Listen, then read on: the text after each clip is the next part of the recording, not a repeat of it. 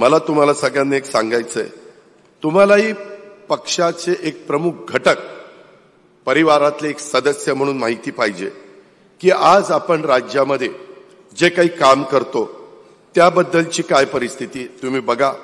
अलीकडे सातत्याने पेपरमध्ये किंवा वेगवेगळ्या बातम्या येत आहेत. विरोधक म्हणतात की आपल्या राज्यावर कर्ज मोठं झालेलं आहे. मी आपल्याला स्पष्ट सांगतो, आपल्या राज्यावर आताच्या काळामध्ये जे काही कर्ज आहे ते एकंदरीत कर्ज हे साधारण 9,32,000 कोटीचं आहे. तुम्ही पण थोडेसे स्तब्ध व्हाल की 9,32,000 कोटीचं. 16-17ला पद्धत अशी आहे, मी 10 वर्षाचं तुम्हाला त्याच्यामध्ये आकडेवारी सांगतो की स्थूल उत्पन्न राज्याचं 22 लाख रुपये होतं, 22 लाख कोटी. आणि त्याच्यामध्ये आपल्या ह्याला निव्वळ ऋण होतं त्यावेळेस 40,000 साधारण कोटीचं होतं. आणि त्याच्यानंतर स्थूल ऋण हे 65,000 कोटीचं होतं. एकूण सगळ्या प्रकारचं ऋण म्हणजे कर्ज 3,64,000 कोटी. पद्धत अशी, इथं तटकरे साहेब बसलेत, इथं दिलीप वळसे पाटील साहेब बसलेत, त्यांनाही महाविकास आघाडीच्या सरकारमध्ये 1-1 वर्ष त्यांनी अर्थ मंत्रालय सांभाळलेलं होतं. मी देखील 10-11 वर्ष अर्थ मंत्रालय सांभाळतोय. त्याच्यामध्ये साधारण एक पद्धत आहे, देशाने एक सूत्र ठरवून दिलेलं आहे सर्व राज्यांच्या करता, पार जम्मू काश्मीर पासून कन्याकुमारी पर्यंत. तुमचं असणारं एकूण स्थूल राज्याचं उत्पन्न त्याच्या टक्केवारीमध्ये तुमचं कर्ज हे साधारण 25% आत असलं पाहिजे.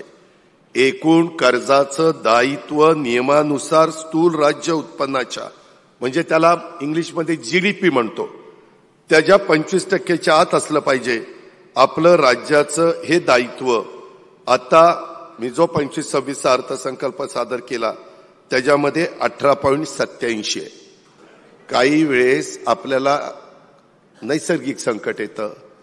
मधी आपण मागे महाविकास आघाडीत उद्धव ठाकरे साहेबांच्या बरोबर मंत्रिमंडळ केलं, त्यावेळेस अचानक करोना आला, सगळं ठप्प झालं, टॅक्स यायचा कमी झाला. अशा काही घटना येतात ना. कधी कधी दुष्काळ पडतो, कधी कधी अतिवृष्टी होती. आता देखील पावसाचे काय थैमान वेगवेगळ्या भागात आहेत, तुम्हाला मला माहिती आहे.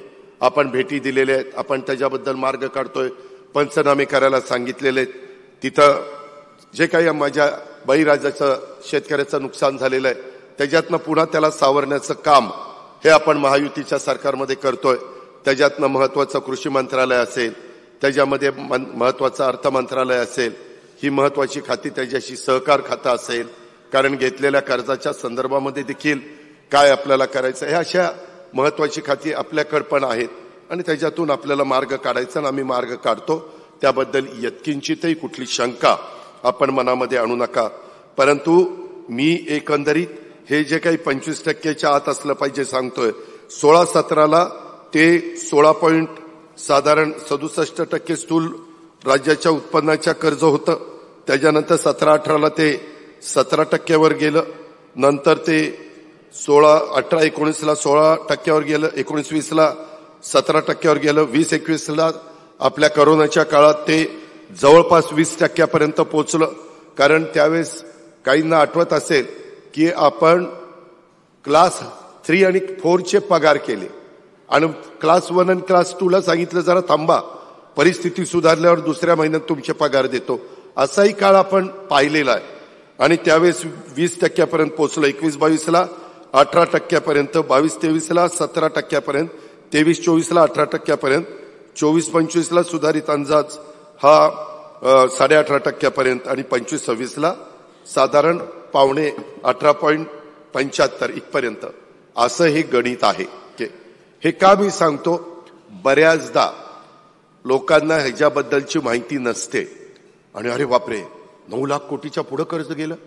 अरे परंतु उत्पन्न राज्याचं वाढलंय, बाकीच्या जे काही नियम ठरवून दिलेले त्या नियमामध्ये ते आहे.